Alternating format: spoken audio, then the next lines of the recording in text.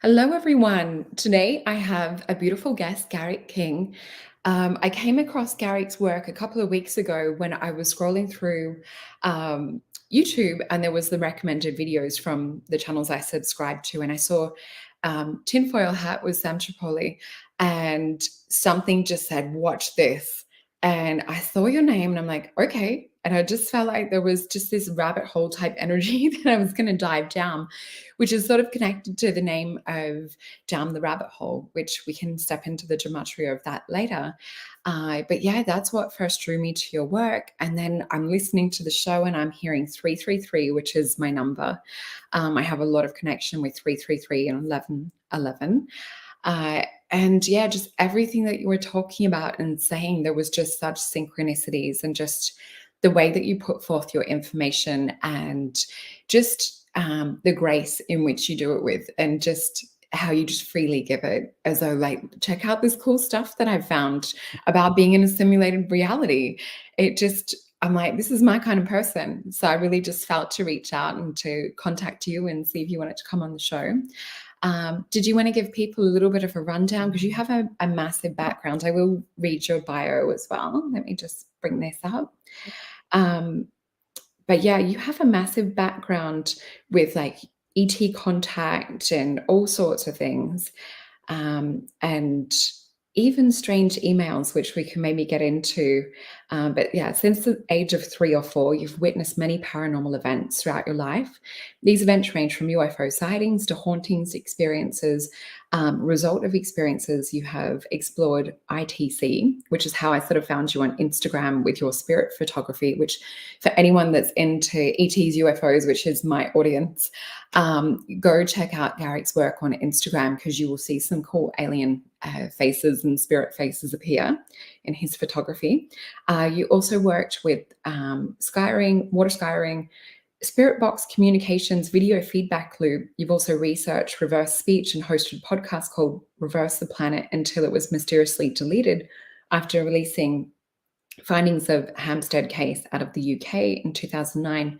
You began seeing repeated numbers like 333, then 1111, and in 2015, or in 2015. And then in 2021, you discovered that these two hidden numbers were combined a hidden code that revealed that we may very well prove that we exist in a simulation. And you call your YouTube channel 1111 Matrix Code.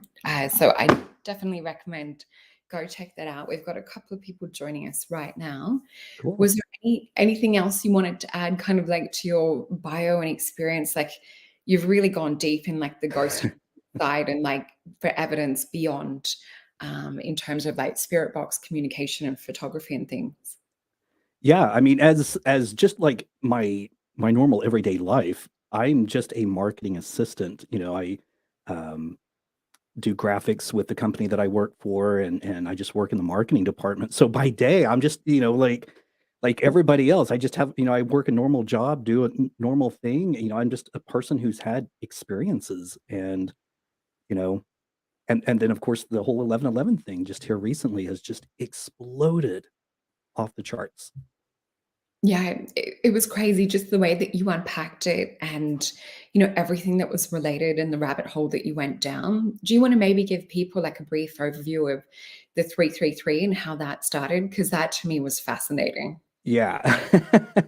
So in 2009, or January of 2009, I just started waking up at 3:33 a.m. And I mean, it just happened like this one night, and I woke up, looked at the clock, saw it was 3:33, didn't think anything about it. That number meant nothing to me at the time. And I just rolled over and went back to bed. The next night, it happened again. And I was like, okay, that's odd, but again, didn't really think too much about it. And then the third night it happened, and the fourth night, and the fifth. I was like, what is going on? And So much it was coincidence. Yeah. it was so consistent, like absolutely consistent on the dot 3:33. And so I really began to question, is there something going on in the house? Do I have an alarm going off somewhere, like maybe on a watch or something in my room that, I've stored away in a drawer?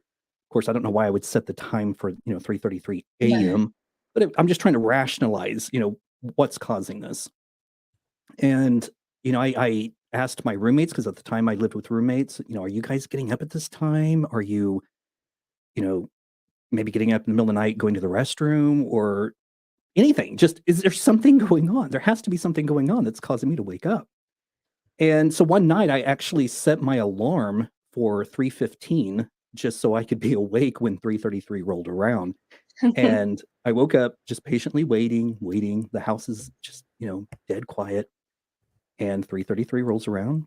There's no sound. I thought maybe even the ice maker was dumping ice at that time of the morning or something.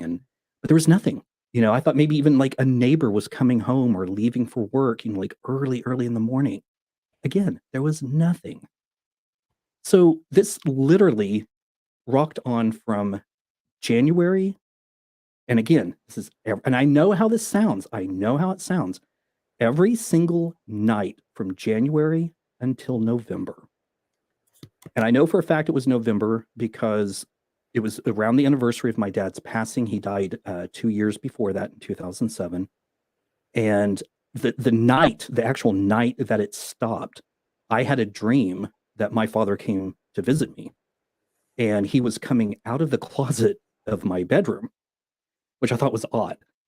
And And and that's also sometimes an encounter too, but we can get further into that. That's just interesting that it was out of the closet. yeah, well, it made me think of Monsters Inc. too. They would always come out of the closets. Um, but I just remember in my dream looking at him, and when I asked the question, it wasn't like I was upset that he was there. It was more of a shock that he was there. Mm. And I said to him, "What are you doing here?" Because it was just like, you've been dead for 2 years. Like, what are you doing here?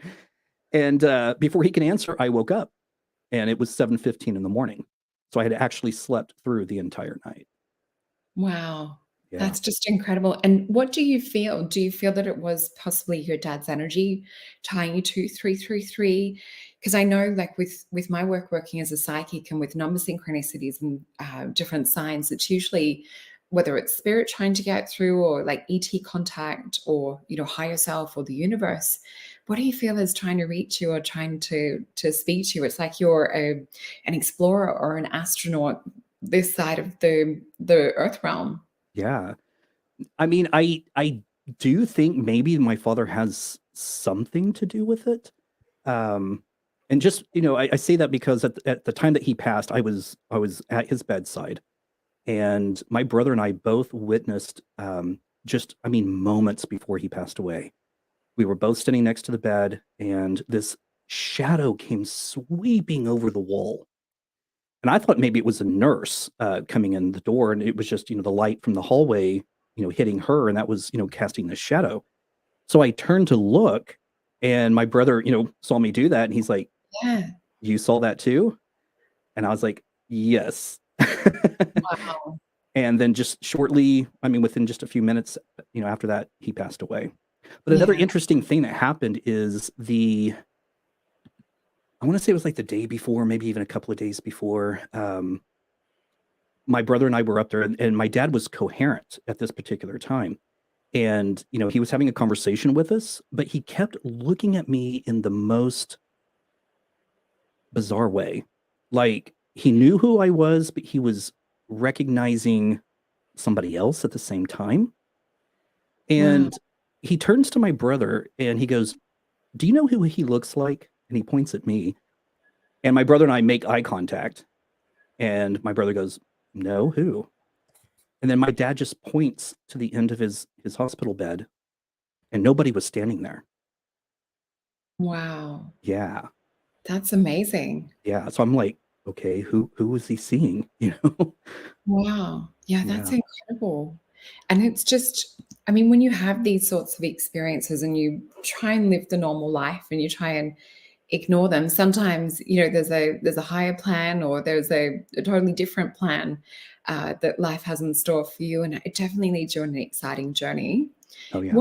What has been probably like your most favorite or memorable out there paranormal experience? Oh, there's a couple. Probably one of the most memorable ones is the very first one I ever had. I was about 3 or 4 years old. My parents were looking at a house that they were thinking about renting. And this was just such a normal cookie cutter house. I mean, it was just a simple box shaped house. When you stepped in the front door, you were immediately in the living room. And then off to the right was the first bedroom. And then that connected to a bathroom. And you could walk all the way through the bathroom to another bedroom. Then you could go out of that bedroom into a kitchen, into a living room, or not a living room, but a dining room that connected to the living room. And so it just sort of made this whole, giant circle. So it was just like this box. But Yeah. one of the things that we thought, my brother and I thought was cool about it is the closet from the back bedroom and the front bedroom were connected. Like you could walk all the way through and come out the other side. Wow. Yeah. That's So incredible. so we were taking like turns just running through and then coming around through the bathroom and then starting over, and just taking turns, just going like running in circles, just being kids. Yeah. And so I come back around and my brother's standing there and something, I don't know, got our attention where we noticed, and I don't know, maybe my brother saw it before I did, but there was what, looked like a door in the ceiling. It was the entrance to the attic.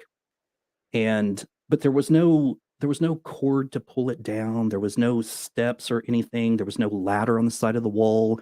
Like you would have had to have literally gone and like got a ladder and set it there and climbed up in order to get up there. So as we're sitting there looking, like, what is that? Where do you think that goes? Like, is it a new part of the house? Like we were excited. Wow. Is there an upstairs? And so as we're sitting there just talking, this voice, this man's voice, I mean, just as clear as I'm hearing you and Mm. deep and very gruff, it goes, "Get out of here." And we I looked at just each got other. goosebumps. It gave me Same. It's goosebumps so now true. just saying it. But we looked at each other and then we hauled butt out of there and we went running we found our parents were like just like screaming. And this Wow. was like in the 70s. And we were taught, like when adults are talking, you be quiet. But I mean, we were just so vocal and so loud. And my mom and dad told us to hush because they were talking to the landlord. But the landlord was paying attention to what we were saying. And I think he was concerned that since the house had been vacant, that someone had possibly broken in and they were hanging out up in the attic. So he goes and gets a ladder, climbs up there, looks Oh, around, and nobody was there. oh my gosh. Yeah. Wow. And I've had that voice. I was sleeping somewhere in the States where there's a lot of paranormal experiences. And myself and partner at the time, our heads were here. A voice from in the middle, where there would have only been a head space, said, "Get out." The Mm. same thing. And it was audible. And it's like you jump out of your skin when you hear that sort of thing. Oh, Because the yeah. energy and the goosebumps that come through it, it's not a physical, corporeal human that it's coming from. Right. Whether it's like a disembodied voice and was that something that perhaps do you think led you down like the spirit box way and, doing like the feedback loops and things? Yeah. I mean, just having that experience and, of course, all these other experiences throughout my life. When COVID hit and we were all just basically stuck inside our houses, I started watching Huff Paranormal on YouTube. And I was like, well, that's interesting. It's like, I can do that. I'm going to try that. So I Yeah, buy a ghost box and try it. And which I don't really like the ghost boxes, like the radios, because it has that yeah, constant choppy sound. But I did purchase one. I did get some amazing stuff coming through it. But I started using the apps like Dead Wave and EVP Shifter. yeah, But of course, I was skeptical and I wanted to make sure that there was no way that the voices could be coming from some network or something like that. So I made sure when I was doing it that my iPhone or my iPad, whichever I was using, um, that Wi-Fi was turned off, the network was turned off, like everything was turned off. So no outside signal could come from anywhere. And the responses I was getting were insane. And I do believe I made contact with my father. Wow. And that's what I love about spirit boxes and even some of the spirit photography and things is that it is and working as a psychic and being clairvoyant from a young age, we know for a fact that spirit is there, that maybe we're just seeing outside the visual spectrum. Mm. But yeah, to be able to get the audio side of it, and I've heard other people say similar, or radio switching on in the middle of the night with the parents' favorite song. So much evidence I think we have, but it's so easy to discount it, or to make those that experience these sorts of things to seem, a little bit unbalanced or crazy. And that's what I love about you, is that, you go through like all of the logic. What could it be? Could it be this? And it's the same with me with some of the UFOs that I've taken photos of, or filmed. It's like, well, could it be a balloon? Could it be lens flare? It's like you want to actually have that discernment, and that's what I love about you. Yeah. Can you please talk a little bit about the magic of 333 and 1111, and how there's actually starting to be some mountable evidence and proof that we could be living in a simulated reality? Yes. So with the 333, like I said, that started in 2009 and for practically an entire year. And then we have to fast forward to 2014 when my husband and I got married. I I didn't know nobody told me that if I signed the marriage certificate with his last name, that that would have legally changed my name right then and there. Wow. And that was my intentions, but I didn't know that. I was going to change my last name to his. So I had to actually go through the court system to do it. And um, since we had spent all this money, we went to Santa Fe to get married, and we'd spent all this money, and we knew that we had Christmas coming up and stuff like that. So my husband's like, why don't we wait until the beginning of the year for you to go through the whole thing of changing your name? So I waited, and then the first of the year comes, and then one of our dogs ended up needing to have surgery. Wow. So it kind of pushed it back a little further. So in 2015, I finally got through the process, went in front of a judge, told her the reason why I wanted to change my name, and she, instantly signed off on it and approved it, and I became Garrett King. So within a few days after that, my husband went to bed early one night. I stayed up doing some reading or writing, and I finally decided to go to bed. And when I got into bed, I got my Kindle, did a little bit of reading for about 20 minutes or so, and then finally decided, okay, it's time to put this away and go to sleep. So I set the Kindle down, closed my eyes, and within just a matter of seconds, I mean, it couldn't have even been a minute, I'm laying there. I can hear the dogs snoring, my husband breathing. We have 3 pugs. They snore incredibly loud. Um, I can hear Thank the yeah, I can hear the fan blowing. Just I'm aware of everything that's going on, you. and the best way that I can describe it is that it's as if someone had wheeled in a giant spotlight, like the kind that I don't know if they do that where you are, but here, like at Yeah. car lots and stuff, they'll put them and they'll shine them up into the sky at night. Yeah. It was like someone put one of those right in front of my face and turned it on, Wow. because I'm just suddenly seeing white, even through my eyelids. It's this massive, bright white light. And it didn't hurt my eyes. I didn't Mm. feel the need to squint or anything like that. Now, the odd thing is, instead of just opening my eyes to see what it was, I laid there trying to rationalize what it was. Yeah. I thought maybe someone had pulled in and their headlights were shining through our window, but we were on the second floor. So unless they were flying in the sky, that Yeah. wouldn't have been possible. And then I thought, like, God, maybe someone's broken in, and they're shining a flashlight in my face. And then, of course, I rationalized, well, the dogs aren't barking. They would hear, they would know before I did, they would sense it before I did that someone had broken in. And plus, I didn't hear anything. And so after I go through this whole thing of trying to rationalize what it was, that's when I decided to open my eyes and just finally look and see. And if you can imagine, your eyes are closed, you're seeing bright white light, you open your eyelids, and it's just dark. Yeah. There's nothing there.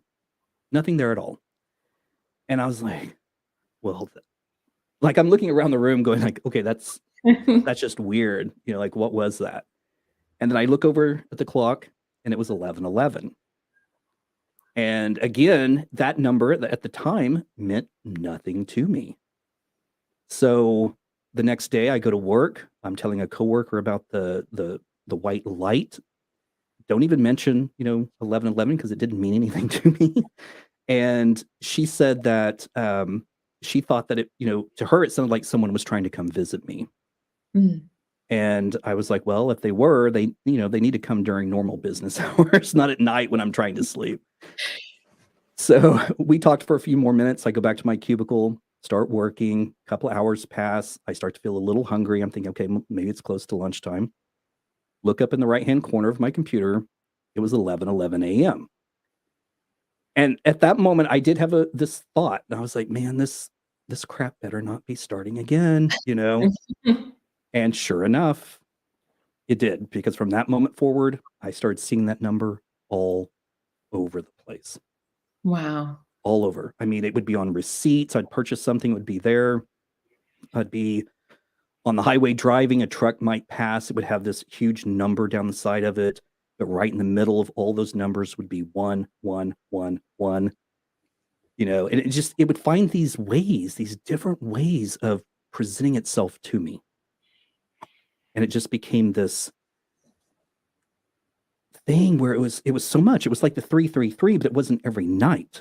Yeah. But it was consistent. So consistent that I knew I'm being shown this number for a reason.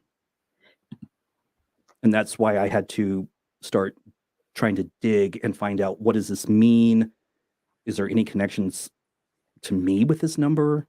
Mm. And then that just unfolded everything. Whoops, hit my mic stand. But everything just started but it's odd. It's odd. When I say it started unraveling then, it did, but it didn't. It didn't really start to unravel until 2021. When I just Which I guess happened. is having that time, with everyone locked in their houses, that time to actually sit, do the research. I almost feel like that was a period to Yeah. come alive into like our passion or to what we're supposed to be doing. And I know when I said to you about doing the show and my synchronicities with the same numbers, and I said, I had this name, Down the Rabbit Hole. And I'm like, that's what we should call the show, Down the Rabbit Hole. And I'm just trying to find, there was, I think, a little message that I sent you to do with, oh, here it is.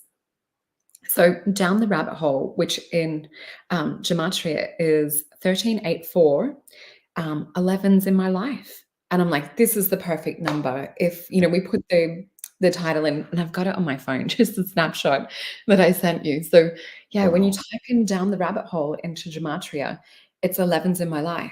So like just looking at the interconnected nature, and I really encourage anyone who hasn't checked out, a gematria calculator to put their names in, because the names, and like you said with your name, King, it's everything. For the viewers, a lot of the viewers know that I changed my name. I told my parents when I was 4 that they'd given me the wrong name. If I put my old name in, it's totally different to the new name. So when I put my new name in, it's like alien hybrid. It talks about graphene oxide, which I have this weird fascination with, getting to the bottom of that. And I've had experiences, with that kind of thing, holding different objects from Atlantis and, ET experiences with it. And it's not, the good side of things, but it does help sort of solve the riddle. Do you feel like with all of the stuff that happens to you, is it almost like there's some kind of like puzzle to solve? Because I watched the way that you unpack, like with your channel on YouTube, and looking at the mathematics of it, or doing, I saw Josh portal finder up here put 369963, like the mirroring effect of it. Can you maybe speak a little bit about that side of things as well? Yeah, well, I mean, one of the interesting things with the 11:11, like you said, with the whole name Mhm. change thing, Yeah. seeing the 11:11 started after, like I said, after I changed my name. And it seems Yeah. like that simple process of doing that was predetermined. Um, and because that, I mean, it's what unpacked it all. Um, Mm. going down that rabbit hole and trying to find connections to the number, that's when I realized, okay, well, Garrick King is exactly 11 letters. Mm, And my first name ends in K. Last name now begins with K. K is the 11th letter of the alphabet. And so crazy. encoded right there in my name is 1111. So, I mean, it was mind boggling to me when all of this started just coming to me like that. And like our addresses that we lived at the time, all the numbers in the address would total, like once you totaled them up and then reduced the number down, it would reduce to 11. So it's just all these different connections. So Mm. that's really when the puzzle pieces started falling into place. But only in 2021 when I started having these random thoughts, because there was one day when I started seeing 1111 like 4 or 5 times in one day. Yeah. And I was like, okay, like this is a lot. Like, what's going on? And so it got my whole mind thinking, is there a connection between Mm, 1111 and 333? And this, and I call it a random thought. I did not hear a voice, mm, but it was just a thought came into my head and it said, multiply those two numbers together. yeah. And so I did. And just as so you just mentioned, the resulting number is 369963. Amazing. And it stood out to me because it's a palindrome for one, but 369 for those out there who are familiar with Nikola Tesla, he is quoted as saying, if you only understood the magnificence of the 369, you would have a key to the universe. So that again, that stood out to me. Yeah. But I didn't know what I was supposed to do with the number, you know? And and I kind of said that like in my head. It's like, okay, this is interesting, but what do I do with this? Mm, Another thought just pops into my head. And that thought was, now add 1111 to that number, which produces the number 371074. Again, I'm looking at it and I'm like, okay, not only are these numbers growing in size, but now we're getting more numbers. Like, what am I supposed to do with all these numbers? I could handle 333 and 1111, but now there's more numbers and they're getting bigger. So I'm sitting here staring at the number, and I'm not seeing what is right in front of my face, because I'm not a mathematician. I didn't mm. like math in school. Me either. Yeah, I just disliked it. But like literally 2 days go by. It's almost like it's whatever is guiding this was like, spend some time on this. So 2 days go by, I still am not picking up on it. And then this other thought, again, just another thought pops into my head. And that thought was, add 369963 to that number, and then every new number that you get. Wow. And I carried that equation all the way down. I think when I first started doing it, I carried it all the way to 18 billion. And then I went even further, and now I've taken it to 100 billion. Wow. All of those numbers, when you take the last 4 digits, so like with the first number, 371074, when you take 1074 and add 37 to it, you wind up with 1111. Wow. The next number does the same thing. Now, what's interesting is with the next number, it's not, but it almost is. So the first number is 371074. The next number is 741037. So the 37 and 74 have swapped places in the number. Mm. So the last four, 1037 plus 74, you're back to 1111. It's the third number, which just so happens to start off with 1111. And then you have 3 zeros after it. So the last 4 digits would be 1,000. Add 111 to that, and you're back to 1111. They all do it. As the numbers grow, Cool. you take the last four. So if it gets like, where I'm at with like the 100 billion, you would take the last four, go to the next four, go to the next four, and then whatever's remaining, and just add those up, and they'll all come back to 1111. That's the to me, it's just mind-blowing. And it leads me to it gives like a vision of like architecture. Mhm. And just even listening to you talk about it too, it's like maybe it's like some kind of like mathematical architecture. And I was the same, paid no attention in math. In fact, I failed it every single year except for year eight, but it was only because I had detention every day. But I sit and just copied the work. I didn't actually learn anything. Um, but with the 369, just before, I think it was only like maybe a couple of weeks before your show with Tinfoil Hat, I actually had a dream where I saw 369 and they were joining and kind of unfolding together like fractals. And I had sort of had that question, for the last few months, what is the number meaning of 369? Because I knew about, Tesla's quote. And in my dream, it was like three turning into six, then into nine. And it was sort of rotating fractally and showing me almost like opening up, being like a key to the universe. But what it felt like was this energy opening and going quantum. So I Mhm. felt that it was almost like accessing a quantum portal and going out into that quantum field. But yeah, it's incredible with the numbers how you just keep getting it, to 1111. I mean, that is mind-blowing. Yeah. Yeah, it really I mean, and once I and the way that I got to that is, I'm looking at these numbers that are being generated, and I'm just like, "Okay, but, you know, what does this mean? What do the numbers do? Is there anything important with these numbers?" Mhm. Um, and I started finding patterns within the numbers. So, like, the first number that was generated, so the first 2 numbers were 37, the second number was 74, and then the third number was 111, and then it goes up to 148, and then 185. I started realizing these numbers are going up by the number Mm. 37.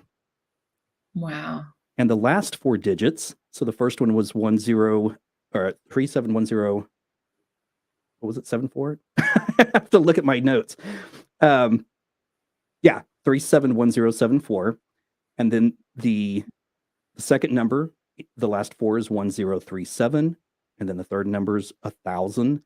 And then it goes to 963. I realized they're going down by 37.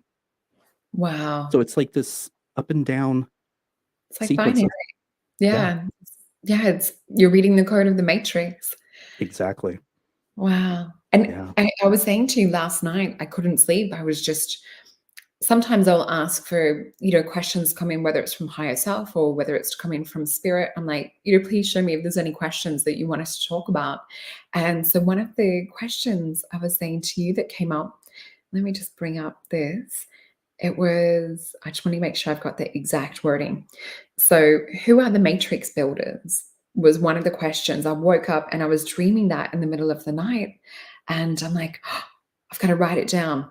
And then I'm like, well, I can't just write it down. So, in gematria in the middle of the night. And I'll just find on here where it was.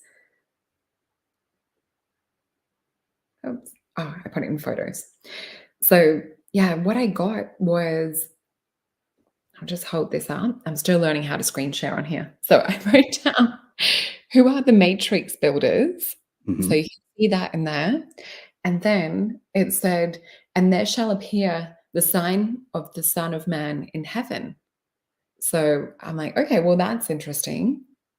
What else? God asked if you believe yet. Number 12. And I'm like, well, who is number 12? And so then I put who is number 12 in. And then the answer that I got was the vibration of sound created the waters. So that leads me to, biblical stories to do with, and God created the waters and separated them with the filament. Mhm. And I'm like, "Are we looking at matrix builders?" Because 'Cause I'm like, "You're all about 11." And I'm like, "But who's 12? Did 12 create 11?" So, it was really hard to sleep last night because all these questions. Oh, and God listens to my prayers and grants my request. There was just so much to it. A peace treaty negotiation for settlement with the aliens.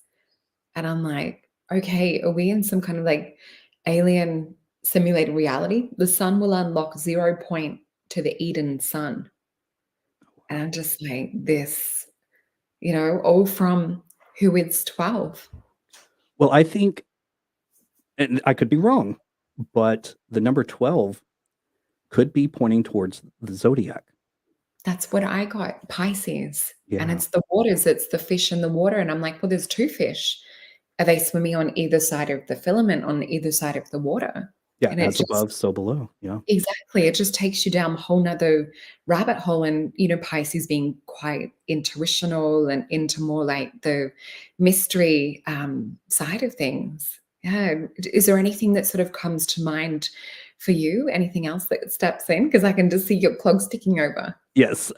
So when I was having the communication with my father, I went through all these control questions because again, I was coming at it, from a skeptical side, and I wanted to make sure that it was really him that I was speaking to and not some, you know, trickster spirit or something like that. So I had Yeah. control questions that he answered accurately, 100%. Wow. And one of the questions that I asked him was, "Do you like it where you are?" And it's so funny because he responds just like he did in life. And he just said, "Uh-huh." It was just like, "Okay." And and I said, "Can you tell me where you are?" And I thought this was interesting. He said, "We are by the sea." And when I told my brother that, he was like, "Whoa, that makes me think of the waters above and the waters below." Oh my gosh. Wow. And I said, "Well, true, but it also makes me think of when we talk about space and the stars, we call it a sea of stars." Oh, wow. So, and then through the conversation, I asked him, "What do you do there?" And you're gonna love this response. He goes, "We build." And I said, Wow. "Okay, you build, but what do you build?" And then his response, and no joke, I can send you, I have this Oh recorded. my gosh. It's on another YouTube channel that I have that's kind of private because I just made these recordings for myself and for my mom and for my brother, just saying, "Hey, like, I think I'm really talking to dad." That's wonderful. His response was, when I said, "Okay, you build, but what do you build?" And he said, "Spaceship Hole." And you can actually hear me in the recording go, "Dad, did you just say spaceship?" Wow. And it's like he was playing with me. He goes, "Possibly." And then he Well, goes back into again saying, "We build." oh my gosh. It, That's mind-blowing. yeah, it was just like, "What?" And what's even more interesting is when I record, I wanted to make sure that because you never know when they're going to respond, at the same time that you're trying to speak. Yeah. So I have a Zoom. At the time, it was a Zoom H6. I have the H8 now, but I was connecting my phone into one port, and then I was recording into another, so the voices could be separate. My voice would be separate from theirs, so that should we happen to speak at the same time, I can actually separate their track and hear what's being said over, without having to try to listen through my voice being, speaking at the same time. So I think it was around the time that I asked the question, like, "Okay, you build, but what do you build?" This voice comes through as I'm speaking. And of course, I separated it out, slowed it down, and it says, "We are not alone." Wow. And it was straight up out of the X Files. I mean, just Full straight up body out of the X chills. Files. Oh, ah, that's just it's incredible. And I Yeah. and I love that, like, your experiences go into so many different things. Actually, funnily enough, my nickname in high school, I got called Scully, and one of my best friends, he got called Mulder. Different schools, but, we both end up working kind of in the UFO field, and it's like, well, maybe there is, like, a higher plan, or maybe there is. But, yeah, just in the middle of last night, who are the builders of the Matrix? Yeah. Just getting things like that come through when you're talking about, so it does feel that we're in a simulated reality, and, just hearing you describe about, getting the recordings with your father, just full body chills when you said about, like, the open hole in space or the spaceship side of Yeah. things. you could just feel this presence step in. Yeah, It's just like you could cut the air, the silence. absolutely. Well, and Yeah. what was odd is because at that time, when I was doing those recordings, this whole, breakdown of the 1111 and 333 thing hadn't started happening yet. I mean, I was still seeing the numbers, but the breakdown, the result of everything that's going on now had not even occurred. And I asked my father, I was like, "Can you tell me why I keep seeing 1111?" Oh. And his response to me was it was like he was trying to buy time or something. Mhm. His response was, "What is it?" And it was like that response of he knows what it is, but Yeah. he can't say. And I said, "Is it important?" And he said, "Might." Just that one word, might. Wow. And then out of nowhere, two separate voices step in. The first one says, "You can't answer that." And the other one said, "You can't tell him." Oh my gosh. And then the last thing I heard was, "I can't say." And then from that moment on, I have been unable to connect with him at all. Oh, wow. That's so intriguing. Yeah. Yeah. And, it really is a rabbit hole. I think we've got the right title for the show, and I sent you a thing last night that you saw. I put into gematria down the rabbit hole with Garrick King and Solreta Antaria, just to see like what combinations would come up from the energy of the show. And we got some interesting things. The Great Tribulation begins 9/18/2013. And from here was the last we heard from the humans on Earth. The truth about CERN, European Organization for Nuclear Research, and I've got a quantum physicist who's actually going to come on my show, who is a friend of mine who has been there. Now we are reaping the harvest, divine and holy wisdom of the Trinity. I mean, that to me was mind blowing too. How it will tell you when to become a hero. Hidden networks can be transdimensional networks. Chaos is a subject to entropy, the form of consciousness. Jesus comes to restore those who are lost. There is no euphoria, level 12, again with the 12. Why is Gematrix made by evil aliens? And I just think the more that you go down and you start to investigate the numbers and things, but that's so interesting that you didn't hear from that voice again. And Not at it all. did sound like there was a couple of voices that were maybe distinguishable Yeah. um, in that experience. Was there an overall impression or a download that you got around that? Or were you sort of left, hanging, waiting for the next thing? I was just left hanging. It's like, okay. I mean, I did. I tried for nearly several weeks just doing recordings, throughout, like every day for a couple of weeks, just trying to connect with him. And I would get responses, but Mm. they weren't him, you know, Yeah, because they didn't have the character, they didn't have the nature mm, about him like his responses had. yeah, And they weren't they weren't spot on. They were just kind of, like an occasional voice would come in and say hello, and I'd say I yeah, would, announce, I would say hello back, yeah. but it would end there. So yeah, I mean, I have no idea why, but there was one night actually around this time when I was trying to go to sleep, and this felt like it happened the entire night. It's like I'm laying there, and it literally, I mean, this is so weird. It's like I was seeing sheets of paper slide over in front of my face and then move over. And they would slide over and stay there for like 2 seconds and then move over. And it was just constant, constant, constant, constant. And I'm like, not even getting a chance to even see what is on this paper.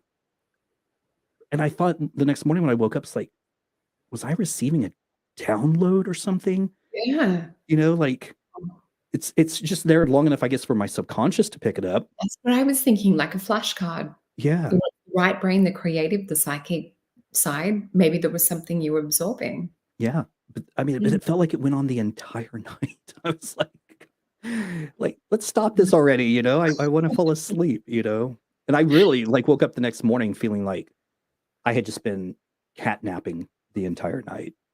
I was so exhausted.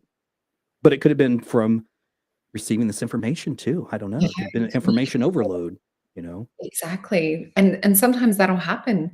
It's quite common after ET experiences to feel like, that you're not quite back in this reality, that you need to nap and sort of integrate whatever's happened. And, sometimes there is that mind wipe that affects. And, it's not until later that you'll have those aha moments and remember some of the contact experiences or remember the messages or, why they were contacting.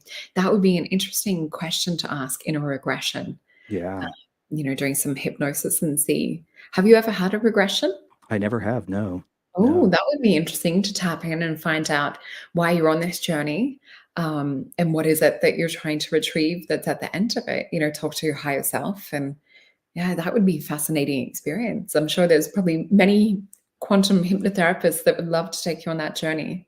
Yeah. I mean, because I've had dreams as a child. I've had dreams, throughout my adult life where it feels like I'm literally someplace else, but I'm Mm, someplace that I recognize, but I've never been. yeah. And I'm doing something. I'm carrying out some, I don't know, mission or some kind Mhm. of task, but I can't. It's like I end up waking up or something ends up happening or something in the dream changes. It's almost like they're saying, "Oh, he's realizing that Yeah. he's out of his body or something." Because that actually happened to me. God, was it? I think so. This weekend, this past weekend, 2 days in a row or 2 nights, I had the exact same dream. Wow. I mean, to the detail. And the first time it happened, it was a dream that I was in a room. I I didn't feel anything negative going on, but all I can remember is someone walking in and they are just a silhouette. I cannot see their face. I can't see any details in their clothing, but just from the outline, it reminded me of like an old police officer's uniform, like when they used to wear the hats and Yeah. everything, or possibly military, but they're just a black silhouette. And they're holding, this is what's odd, a white sheet of paper. And they're Oh, coming in and they're getting ready to give it to me. And then I woke up. So the next night, everything's going exactly the same way that it did the night before. And I was like, excuse me. I was like, whoa, I'm gonna get to see how this ends, And as soon as I had that thought, and it was right when the guy was, coming to me, and I had that thought, like, oh, I'm gonna get to see how this ends. I woke up again, oh, and it was like I just had that feeling of like, you know, was I somewhere, and did they wake me up both times because I realized I was someplace else? I don't know. yeah. And does that make you want to explore out of body experiences a little bit more? Yeah, yeah. Yeah. I actually tried to have one, just like force one to happen one time when I still lived at home with my mom, and this is my dad was still alive. They I was laying in bed and I was just trying to project myself, and I remember hearing or reading somewhere where they said to imagine that you're taking a zipper from your head Mm, all the way down your body, and that you're spreading yourself open and you're stepping out. So that's what I was envisioning in my head. yeah. The next thing I knew, I was standing in our living room in front of the fireplace. And it shocked me so much that I was like, boom, right back in my body. And I was like, whoa, like my whole body jerked, you know. But it Wow. was it was right there. Like I could reach out and touch it. That's how real it felt. Yeah. I was like, wow, Oh, that was amazing. that's really cool. And, being an experience for myself with the ET side of things, a lot of the experiences don't quite happen just in physical. I mean, I've had the experiences where I wake up with snake bite type marks on my hips. especially when I was a teen, sort of like going into adolescence, which I later found out was like hormonal monitoring to do with like hybrid stuff. Mhm. But yeah, some of the experiences you are going out in a non-physical way. So like the more that you can understand and kind of come into a conscious waking within that subconscious mindset, or within, I think the Egyptians would have called it the car body, like within that kind of spirit vehicle. I think if we can learn to operate the spirit vehicle just as well as we can this physical, I think, this is where we can go explore the quantum universe, or go explore, the 369, but more in the spirit side of things. For me as a child, one of my earliest memories was laying in my parents' bed, the sun coming in. I remember looking at the dust particles in the sun, and all of a sudden, I started to feel myself fall into what I can only describe as like an entropy. It just felt like I was falling into the fabric of the universe. And I remember this feeling like rolling over me. My parents were up at that stage. I was just chilling in the sun. And there was just this heaviness come over, like the weight of the 3D physical reality. And it was just this vibration, almost like you would get from a UFO, like with the sound or the hum, except there was no sound. And it was just vibrating over me over and over. And I felt that it was so heavy, so dense, that I started to vibrate out of the physical. So it was almost like particles splitting up. But you don't have the language at 4 years old to be able to describe this. But it's so clear, the memory and the physical feeling.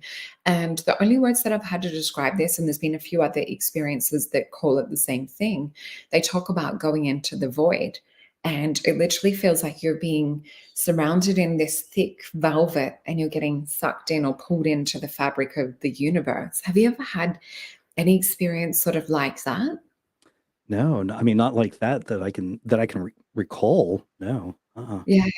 And it would be interesting to see, like, if anything comes to mind later on, just when you were talking about like unzipping. And I think there's different ways to get out, or to, look through that hole, like your father was saying too. And, it does sort of give thought to, are we living in a container with the air holes poked through? And I saw a quote the other day saying that they're the stars that we're seeing. It's actually the air holes in this science experiment container. That's an interesting thought. Yeah. Yeah. Wow. And is there anything that you feel that like you're sort of heading down a different trajectory, or like a different track that you want to explore next? Or is it more that you're really led by whatever, whether it's a builder, whether it's, some kind of spirit leading you? I mean, I have interests in all kinds of stuff. Reverse speech. One of the other things I've kind of been exploring is, um, and I don't know if there's like a term for this or not, but there's these. I guess there's schools where they're teaching children to see without their eyes, Yeah. and they have these. They call them mind fold, which I bought one, a mask that you put on, Yeah. and it totally, like, you can keep your eyes open with the mask on, but it just blackens everything out. And I mean, these children, it's amazing when you watch these videos. They have these masks on, but they are picking up things that, like, of a certain color. They're stacking all these cups of a certain color together. Um, they're running around on playgrounds, Yeah. on playground equipment. You Even know, driving cars. I've got a friend of mine, and her grandson can actually drive with the mindfold on. yes, And when you were describing the light come through, and that's what I was thinking, maybe that's that little squeegee over the third eye, and that light was actually coming from within, it was coming from with you. yeah. Well, Yeah. I was experimenting with these, like, these color cards that I just printed off on my little printer, and I was just kind of holding them out, kind of holding them up to my forehead, thinking I could see it with my third eye. And it's weird, but I started noticing that if the color was dark, then the darkness that I was seeing would brighten up. And then if the card was a light color, then like, even though I was seeing nothing but darkness, it would get even darker. Mm. And I was almost taking it as though, like, because it's a dark color I'm looking at, the reason it's brightening up is because I'm I wasn't getting there yet, but it was, like whatever was going on was trying to lighten everything up so I could see the color. And when the color was light, it was trying to darken it so I could see the Mm, light color. But I actually have a video recorded where I'm holding them up and I get every color right. that's amazing. And I'm even holding one, I'm like, I think this one is green. It wasn't, it was blue. But I put it down and I go to the next color and I'm like, okay, no, this one's blue. I pick up the other one and I was like, no, this is the green one, or whichever way it was. But So cool. yeah, but I got them correct. But I Oh, wasn't that's seeing cool. them, like they were, Mm. but I was able to sense the right color. And that's what I was going to ask you because I know, like when I'm working with a deck of cards, and people that watch some of the shows I'm on, like on Beyond Mystic with Jean Claude, I will read the cards face down. So I use psychometry is the only way I can describe it. But like I'll get visions, I'll get colors, I'll get feeling, sensation. It's like a multitude of senses. I call it it's like a synesthesia, like a blending of senses, but on a psychic level. So it's like you get multiple feedback of information. When you're doing the colors, are you feeling colors, or are you sensing, or is it like a visual kind of apparition? Like, how do you describe what you're kind of experiencing as close as you can to like our physical senses? It's almost it's visual Mm. because it's like I'm like the darkness that I'm seeing is almost transitioning and taking on like if the color was orange, it would kind of take on this orange hue. And if it was red, and that's where it would get, I would like things would get difficult because I would have a yellow one, a red one, and an orange one. Well, they're all sort of in that same, color line. Yeah. So trying to pick those out. So what I did was is I set those aside and I went with like a dark color, a light color, and an in-between color and started that way because the others were too close. But yeah, it was more of a visual Mm. thing that was taking place.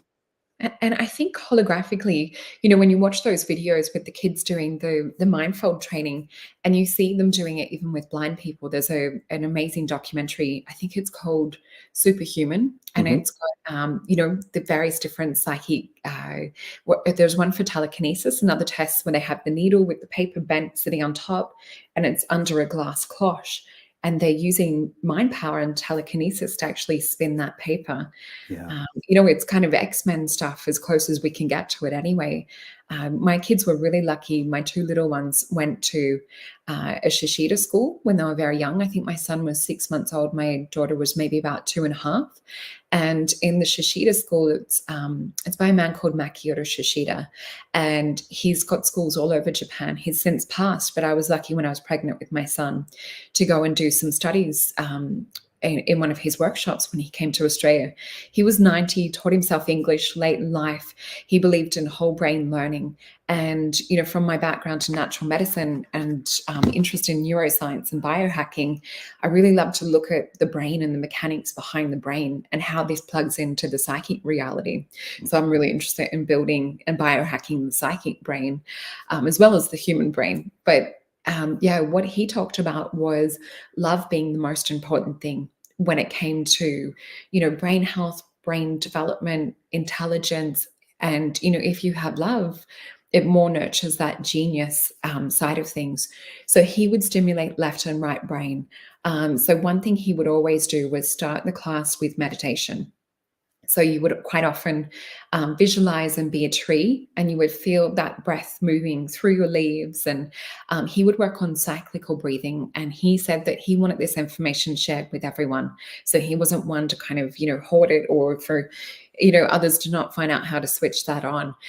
So not only were these kids doing, high speed memory learning, musical geniuses could do incredible mathematics, but they also had really high like PSI skills, like amazing psychic abilities. So one thing he would do at the start with the meditation, he would do breathing. So it would be breathe into the count of 8, and then you would hold for 8, breathe out for 8, and hold for 8.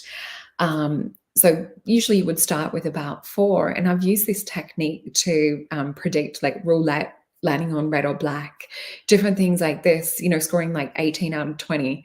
So Oh, the breathing does switch you more into a theta from what I can discover. And it doesn't always work. You kind of have to be in this non-attached to the outcome level and let the color pop up, just as you were saying, like letting that vision come up. But other things that we would do in class with the kids was have like a little sack, and there would be like a blue teddy bear and a red teddy bear. And they would teach the kids, all right, pick out the one that feels warm. So they would form a link to a red one feeling warm. So they would integrate the senses. And, my 6-month-old, he was probably more accurate than the older one. So the younger that you can get it, or even if you start training in utero before the baby is even born, telling them how much they're loved, that they're a genius, and sort of having that conversation. And as we know from biology of belief with Bruce Lipton's work, that whatever the parents are doing 3 months before conception is imprinted on the embryo. So I think there's so much to children, and there's so much that we can actually tap into. And some of my other work that we just put out recently with Dr. Lana Moreau, if anyone hasn't seen that, she talks about her program that she works with Think, and the program she's got happening over there, and they actually rewire the brain. oh But what wow. they do is tap into quantum field, is the way that she describes it. And there's a capacitor that sits in our energy body, and she's literally just tapping people back into that. And they're actually rebuilding the neural network connections, and they're actually thickening the cortical layers of the brain. So this can be proven on PET scans, on MRIs, this kind of thing. And people that have autism, Parkinson's, dyslexia, traumatic brain injury, PTSD, are pretty much with the kids that have had the learning conditions, they're able to correct the brain within about 2 minutes. So they'll Wow. do sort of 6 to 20 sessions, but within 2 minutes, you'll see a kid go from holding their head to starting to actually eloquently speak and, clearly communicate what it is that their soul is trying to bring out into the world. It's just, oh my gosh, I just want to be in an X-Men school. Yeah, definitely. Yeah. Have you explored like other forms or techniques that you find like helps to tap you into the greater realities that are, I guess, outside of our physical senses? I haven't, because my brother says, you should try meditating and see what kind of information, comes to you. But I have such a difficult time shutting my brain off. It's like it's just constant, constant, constant. Like, I don't know. I don't, and it's weird because it's almost like songs will run through my head, Mm. conversations will run through my head. Sometimes it feels like conversations that I haven't even had with anybody are going through my head. Um, and I have such a difficult time turning it off. And I maybe on an average get the most of 4 or 5 hours of sleep a night. That's it, because my brain is just, it won't shut down. And I find that's common with a lot of experiences too. Also, a lot of them are what I would call like neurodivergent or like non-neurotypical. So like dyslexic or ADHD, or they don't need much sleep. I find that that's another common characteristic, as well as ambidextrous can be another thing that some of us experiencers have. Is there anything that sort of puts you in that box when you look at actually being an ET experiencer yourself? Can you maybe talk about some of your experiences and like if there is, excuse me, like any commonalities that you found with yourself that matches up with other ET experiences? Well, one of the things that you just said with the ambidextrous, like I've just here within the past, I don't know, maybe 2 years, I've suddenly like started having this sensation as though I just can suddenly just, start writing with my left hand, you know, That is, and I'm right-handed, but mm, it's odd. I remember one time, like I was over at my uncle's house and I was kind of helping him. He was, disabled, and I was helping him, clean up his apartment and everything. And I was just vacuuming off the couch and everything. And he was like, "Are you left-handed?" And I was like, No." He's like, "Well, I just noticed that you're using your left hand when you're, which I didn't think anything about it. But but yeah, just here in the past couple of years, I keep having this like sensation when I go to write something down. I go and pick up the pen with my left hand, and I start to write, and I'm like, what am I doing? And I'll grab it with my right hand and finish writing it out. And I've tried sitting down writing with my left hand, and it just looks like children's scribbles or whatever. And I'm sure if I practice, I could get it, but I just don't know why I'm having that Yeah. sense that that's something I can do, even though It's I'm not. Yeah, it's a big thing with ET experiences. And it was actually discovered. So I didn't know that I was ambidextrous until I went through the dyslexia testing in primary school.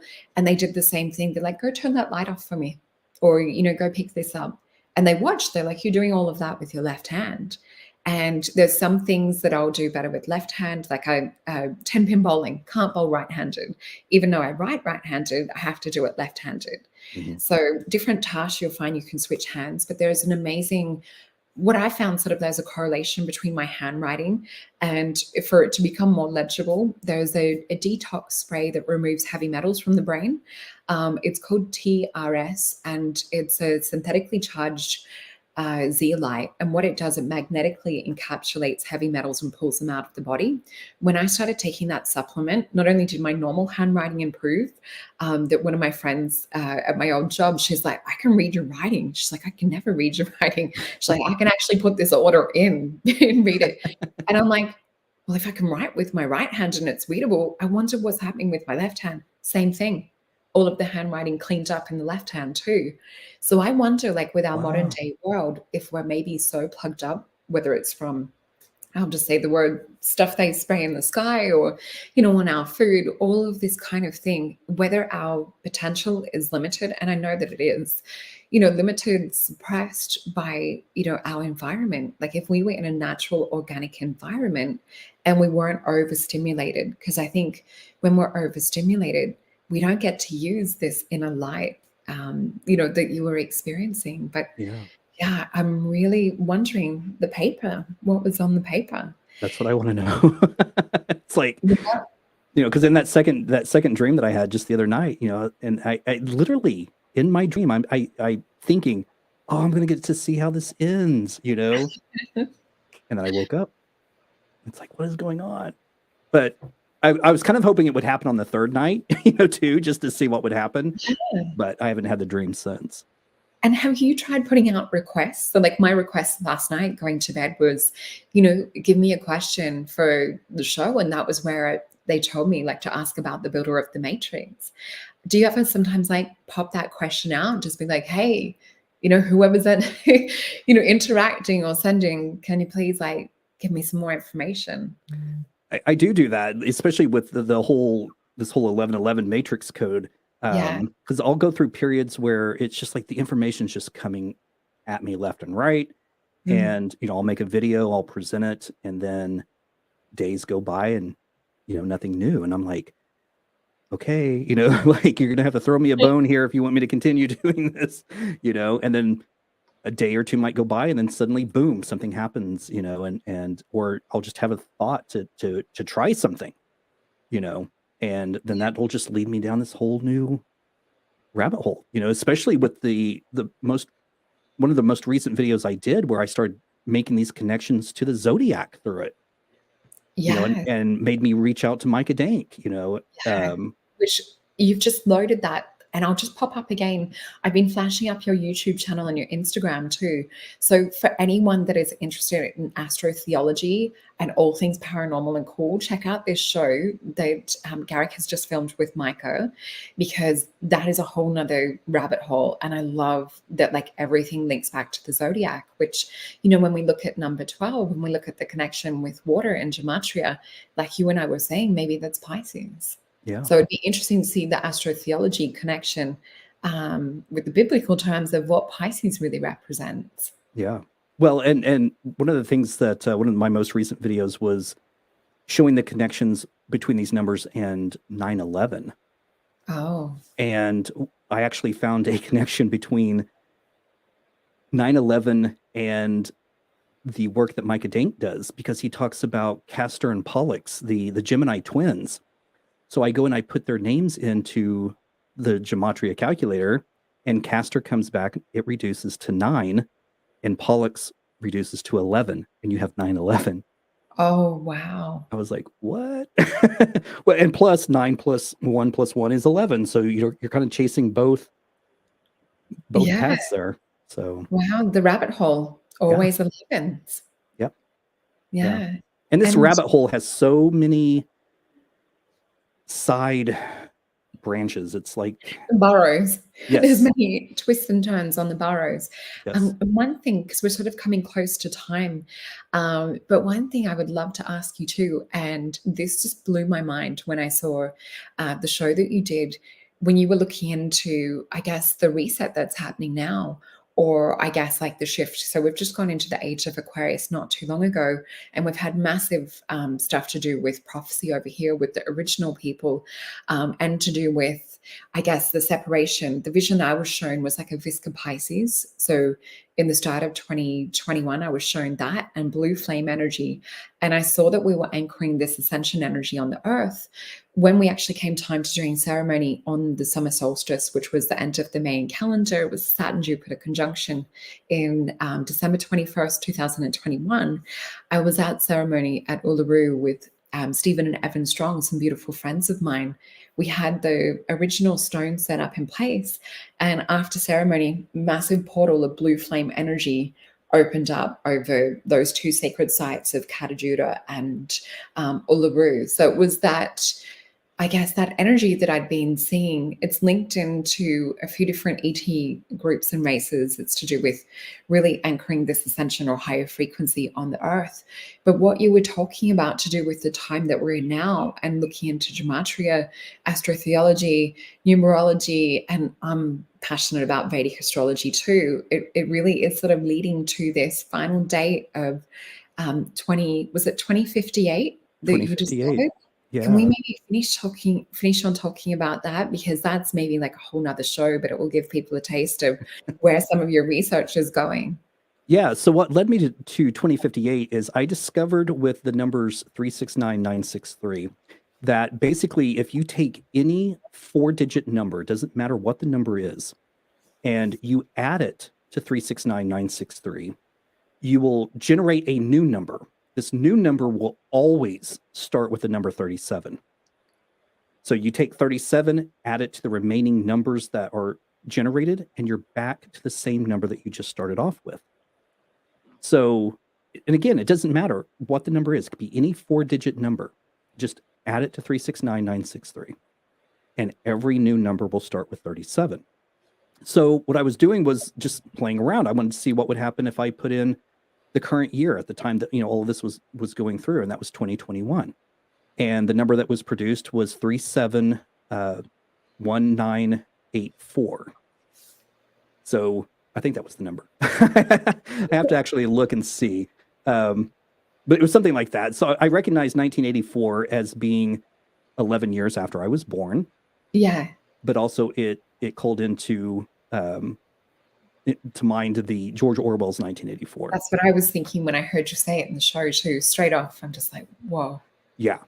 So of course you add 37 to 1984, you're back to 2021.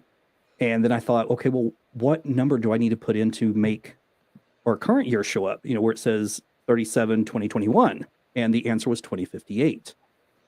So I go and research the year 2058, which it's hard to research a year that's not even happened yet. Yeah. And it led me to an article in The Guardian written in the year 2000 called Apocalypse 2058. And it's all about this geophysicist named, and I don't know if I'm pronouncing his name correctly, so if he ever hears this, I hope he forgives me if I'm mispronouncing it. But I believe it's something along the lines of Didier Sornay. And he's talking about the Dow Jones Index and how by using this calculation, this formula that he has set up, it's indicating this spike, some sort of singularity is supposed to take place in 2058. And then he talks about our population. The population is exposed, or is supposed to explode at this time. So I go to Google and I type in, which I knew it was in the billions, I just didn't know what the number was. And I typed in how many billion people live on the planet. And it comes back with 7.8 billion. And then it states that as like looking at future predictions that by the year 2050, we will be in a state of overpopulation. 2050 and 2058 is not that far off. Yeah. But you go to gematrix.org and you type in the number 2058, one of the results that it will give you is Earth can't sustain 7 billion people. Wow. Yeah. And also the many deadly diseases of the apocalypse. And that was one of the other things when I saw the 1984, that's when I started to question, okay, is this showing me years? And so I started looking, well, from 2021 to 1984 was 37 years. And I looked at 2021. It's like, okay, well, we're in the middle of COVID. What was going on in 1984? We were in the middle of the AIDS crisis. Yeah. 37 years before that, we were in, I've got to pull up my thing here. I can tell you. 37 years before that was the panic of 1947, which was a smallpox outbreak in New York. 37 years before that was the Manchurian Plague. 37 years before that was the epidemic of 1873 of cholera. And 37 years before that was a typhus outbreak in Philadelphia.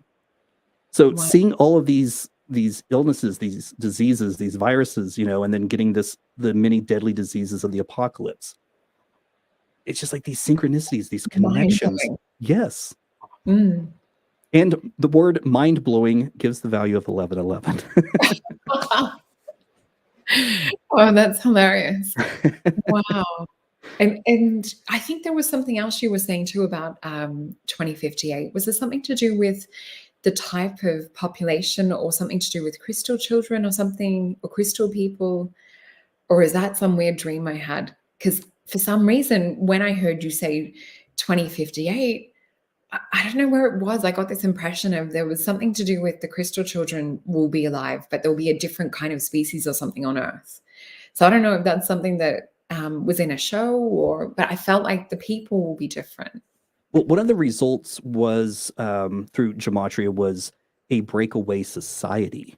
Oh, okay. And one of the other results that came up, and I think this was from not 369, but the latter half of it, the 963, was only the chosen will see.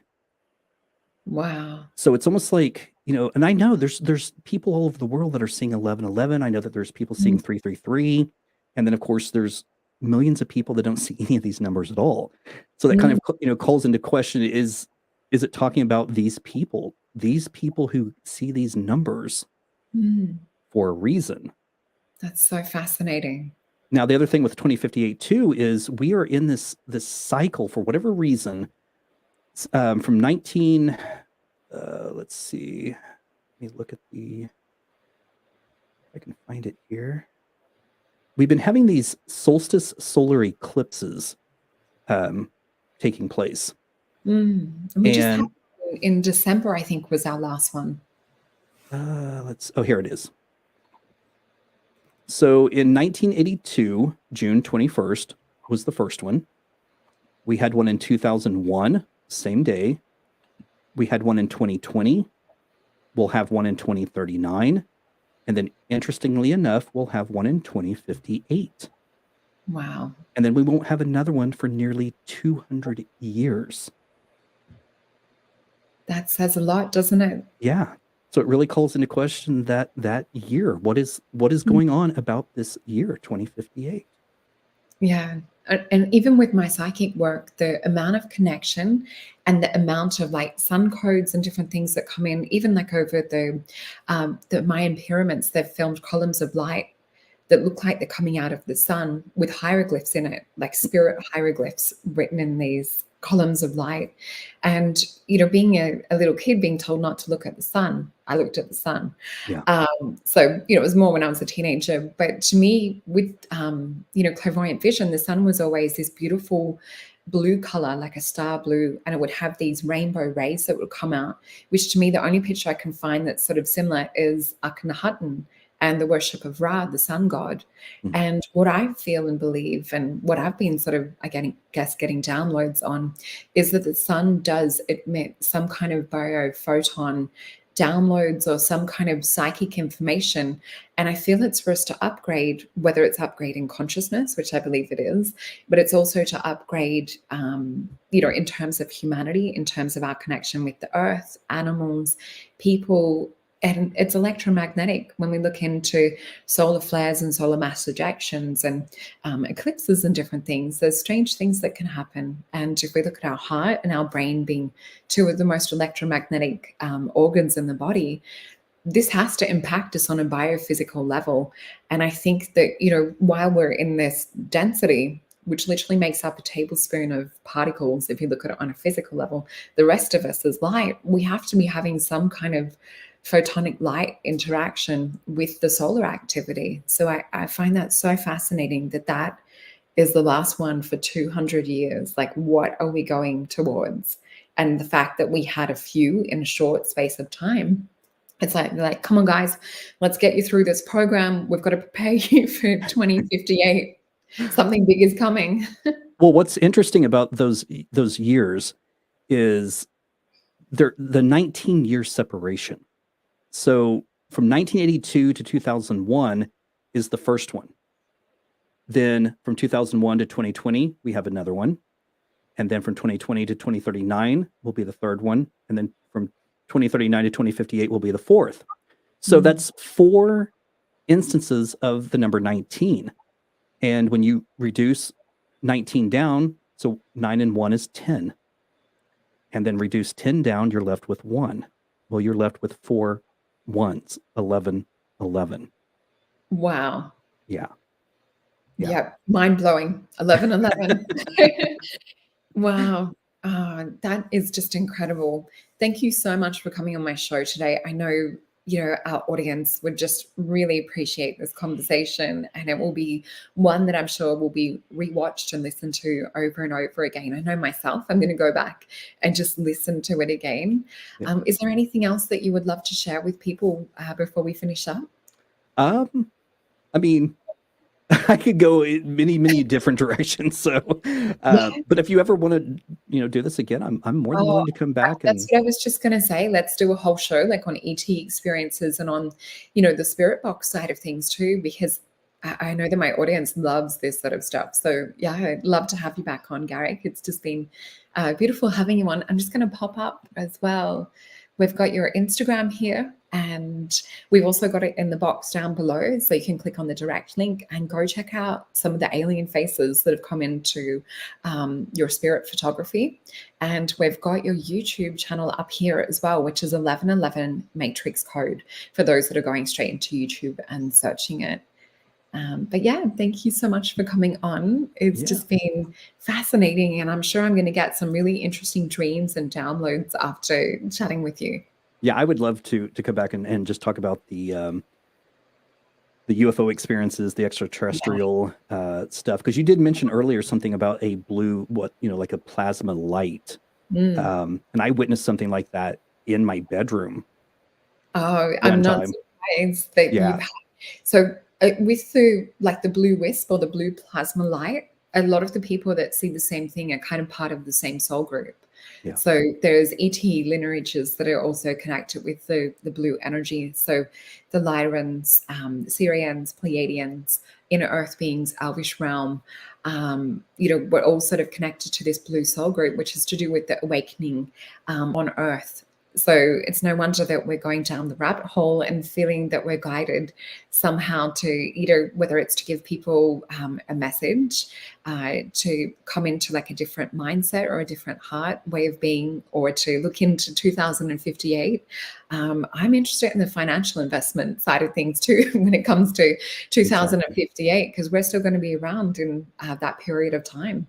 I think they say that people that are around now, or my children's generation, or even I think for those that they said were born in the 80s, should be expected to be able to live easily to 150. So I think, 2058 is going to be looking quite different. Yeah. Well, and one last thing I want to say very quickly is through my work, when I talk about, a reset or the apocalypse, and that's not my wording. That comes up through the gematria. That came up through the article that I found called Apocalypse 28. I'm not applying that word. That's coming through on its own. But when I talk Mm, about a reset, the reset does not mean the end of the world. It just means the end of something and the beginning of something else. yeah. Because that's a strong message that comes through in these numbers. And the message is the beginning is the end, and the end is the beginning. It's just a loop. It's just going to start something else. That's what it feels like. And that also matches up with a little bit of the original people prophecy over here, too. Because some of them talk about when ceremony happens or when the shift happens, which two of the signs that one of our beautiful elders, Auntie Minnie, she talked about the first sign of the shift will be the toilet paper disappearing off the shelves. And she said that 2 years before it happened. So a lot of people didn't quite remember, and they're like, "Hey, didn't Auntie Minnie?" So Stephen and Evan Strong, beautiful friends of mine, they have a lot of info talking about that Aboriginal and original prophecy side of what's happening. But what some of the elders have talked about that it'll be almost as if some fall asleep. While others are sort of still left standing. For me, I see it as a Visca Pisces, that we're in third dimensional reality. Right now, we're a foot in each world. We're like third dimension, fourth going into fifth. And I feel that it's that shift happening, or that sort of a reset in a way, or even going from, we look into different ages like the Bronze Age, the Golden Age. Maybe it is that we're shifting into a different age. It could But yeah, be. thank you so much for coming on. I've just enjoyed it immensely and can't wait to rewatch this episode. Yeah, I can't wait to come back. I think it'll be fun. All right. Well, enjoy the rest of your evening You and make sure too. to stay warm. I know it's cold over there at the moment. Well, no, not now. It Oh, was, but good. that's what they say about Oklahoma. If you don't like the weather, just wait 10 minutes, it'll change. Oh, that's like Melbourne. I call it bipolar weather over Yeah, here. yeah. I mean, I'm shorts and t-shirt today, so Oh, wow. Okay. It does sound like Melbourne. yep. Okay. Thanks, Gary. Take care. You too. Thank you so much. Bye. Bye-bye. Thank you, everyone, for joining us.